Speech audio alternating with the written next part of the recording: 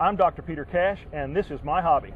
I'm Kent Whitaker, and you're watching Chow Line. And are we going to cook in the garbage cans, or are we going to clean in the garbage? You cook in the stove, clean in the garbage cans. That's lesson number one. Important tip, lesson number one.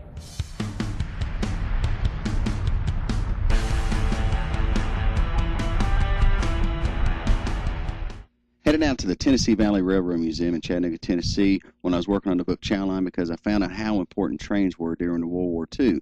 Also, they had some great reenactors there during the World War II Remembrance Day, and I couldn't pass up the opportunity to talk with some of the living historians that brought the past back to Chattanooga. Hey, I'm with Pete Cash from Memphis, Tennessee. He is a World War II Korean and Vietnam reenactor? Correct. And you know I'm going to love this. He reenacts in the sense of a cook and baker. He is a living historian for cooks and bakers for World War II, Korea, and Vietnam. Pete, great to meet you. Nice to meet you. Can you tell me a little bit about your setup right here? Well, what I've got is a basic field kitchen. I'm set up to cook for up to 50 people at this point. I can do, we can pretty much serve a full meal. We can serve coffee. I can do breakfast. I can fix supper. I can do pretty much anything from chipped beef on toast to pot roast. So how many people have you actually cook at reenactments? Yes. Okay. Not at everything I go to, but I do cook at several reenactments a year. So this is all the World War II, 40s era. Yes. Does this change much when you go to the Vietnam or the Korean era?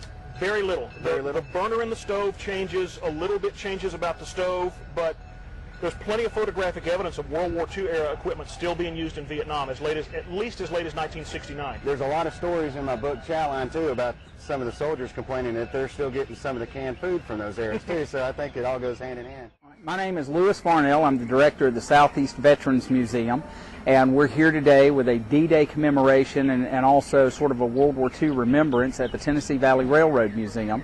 This is the first year for the event, but we're figuring that it'll become an annual one because it seems to be very successful so far. About how many reenactors are here today? I'd say we've got somewhere around 10 to 15 reenactors walking the grounds and set up with displays, and then we've also got vehicle owners here as well. So we have everything from World War II Jeeps up to Vietnam Army mules. Trains proved, of course, of tremendous value, both home and abroad. Abroad, of course, the main thing they did was carry the very needed supplies as our army kept moving. And at home, of course, they carried largely troops. Administration which said, is this trip necessary? Which was to make civilians think about whether or not they really needed to buy a ticket and go somewhere on the train because they took the place needed by a soldier. We were dropping supplies into the POW camps while we were having to go up there anyhow, and those guys were starving. You could count their ribs in the rib cage from 3,000 or 4,000 feet. They stood out so much.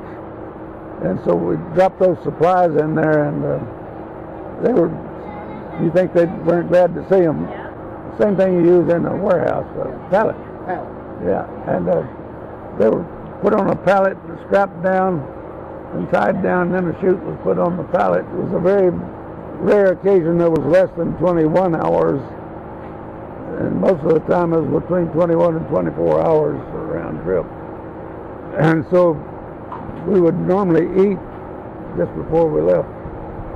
And of course as quick as we could when we got back, but you weren't going to get fat on it, that was for sure. I appreciate your time. You're welcome. Before we go, I got to ask you a simple question. Who makes the better SOS? The blank blank on a shingle, the blank on a shingle? The Army or the Marines? Depends on how you like it. The Army recipe calls for dried chipped beef. The Marine Corps and the Navy recipe usually uses ground beef. The secret that I picked up reading some information put out by an Army cook in Vietnam, Worcestershire sauce. Kind of adds a little taste to it. It's very subtle, and it's not bad. Veterans who come up and see me fixing it, they all recognize it. It brings back memories. How many different ways have you heard it called? SOS or chipped beef, or what's the politest way you've ever heard it? Creamed beef on toast. Creamed beef. Oh, that's got a kind of a very elegant sound to it. Creamed beef on toast. Hey, Kent Whitaker, author of Chow Line. Appreciate you watching this today. And I tell you what, it's been great hanging out with the living historians here at Tennessee Valley Railroad Museum. They represent the men that went out and fought across the world, put their lives on the line. Many of them gave their lives, but they represent the greatest generation, as they're called. But it took more than just those guys at the front. It took the cooks and bakers and the officers, the mess sergeants, everybody behind them to make sure that they had the chow that they needed, the strength to fight. But it also took a guy like me washing dishes. So, am I doing a good job, Lewis? Am I doing a good job, Pete? Let's talk more scrub. More scrub, all right. More scrubbing. You missed a spot right there. Yes, sir. Got you, sir. Somebody has to do it.